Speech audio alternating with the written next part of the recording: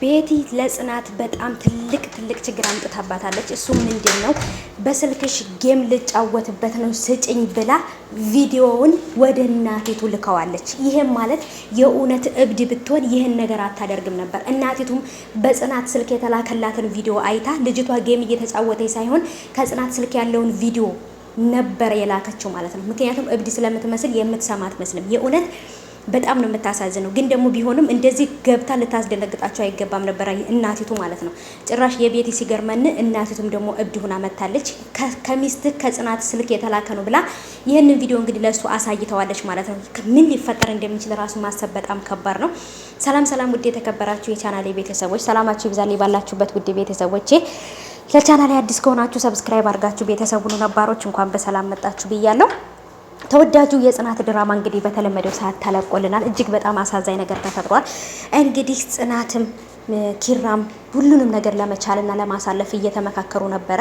አሁንም ድጋሚ ደግሞ እንግዲህ ቤቲ በስልካችሁ ጌም ልጫወት እያለች እየተቀበለች ድጋሚ መጨረሻ ላይ እንግዲህ ከልጆቹ ፊት ጽናትን ጠየቃት። ይሄው የፈረደበት ጌም ነው ስለዚህ ትጫወት ብላ ስልኳን ሰጣት ነበር። እንዲህ ብላት ነበረ። ድጋሚ ሰጣታለች። ያን ነገር ግን ጌም እየተጫወተች ሳይሆን ለእናቲቱ ነበረ የላከችው ቪዲዮውን ማለት ነው። አስቡ እንግዲህ ለእናቲቱ ቪዲዮውን ልካ ከጽናት ስልክ ላይ ቪዲዮውን አጥፍታዋለች ወይስ አላጠፋችውም አናውቅም። አስቡ እንግዲህ የእውነት እብድ ብትሆን ጥሩና መጥፎ ነገር ለይታ አታውቅም ነበር ማለት ነው። ስለዚህ አሁንም ማስመሰሏን እየቀጠለችበት ነው። መድኃኒቱም እንደማይጎዳ ስላወቀች ነው ወስዳ ራሷን በቃ እንደማታውቅና ራሷን ልጎዳ እንዳሰበች ያስመሰለችው። ምክንያቱም እነሱ እንዳምኗት ነው ይሄን ሁሉ ነገር የምታደርገው። እነ ኪራ ቤት ያለችውም ልጅ እንግዲህ ኪራ ይቅርታ ጠይቋታል። ጽናት አስቀይመሃታል ይቅርታ ጠይቃት ብለው ይቅርታ ጠይቋታል። አሁንም ደግሞ እንግዲህ የጽናት እናት መታ ደግሞ የቤቲ እናት መታ እንግዲህ ደግሞ በጥፊ መታ ገፈታትራት ምን ብላት ነው እንግዲህ ወደ ውስጥ የገባቸው ማለት ነውና በጣም የምትገርም የምታስጠላና ዘላን ባለጌ የሆነ ሴትዮ ናት። በእርግጥም ደግሞ ቤቲ እንደዚህ ብትሆን ራሱ አይገርመኝም። ምክንያቱም ቤቲም በእናቷ ነው የወጣችው። እናቲቱም ሰይጣን ናት። በስንት መከራ የተገነባን ትዳር በስንት መከራ የተገነባን ፍቅር አፍርሳ ካንተ ፊት ጎን ትተኛለች። ልጅን ተንከባከብልኝ ብዬ ብሰጥህ እንዴት እንደዚህ ታደርጋለህ? ሚስትህን አቅፈተኝታል የኔ ልጅ ትተህ ብለዋለች። ምክንያቱም እሷ የምትፈልገው ጽናትን ትቶ ቤቲን አግብቶ እንዲኖር ነው። የቤቲና የእናቲቱ ሀሳብ ጽናትን ከዛ ቤት ማስወጣት ወይንም መግደል። በቃ ባጭሩ ኪራ የቤቲ ካልሆነ የማንም እንዳይሆን ነው የፈለጉት ማለት ነው። ምክንያቱም በጣም ብዙ መስዋዕት ከፍላበታለች።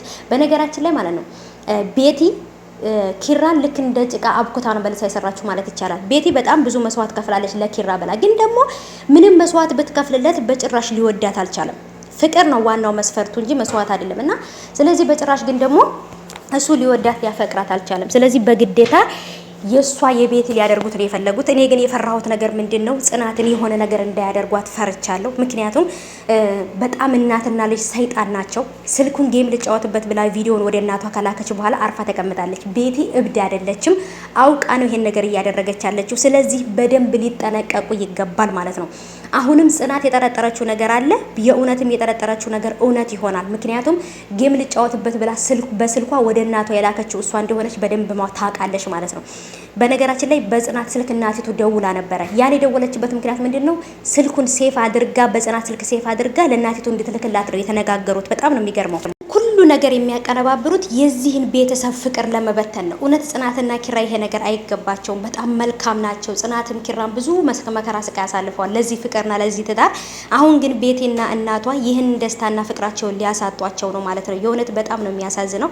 ቤቲ ከዛ ቤት መውጣት አለባት። ኪራም እውነቱን ሊያቅ ይገባል። ቪዲዮውን ሲያየው ግን በጣም ነው የደነገጠው ማለት ነው። ስለዚህ ከጽናት ጋር ሊጣላ ነው ማለት ነው።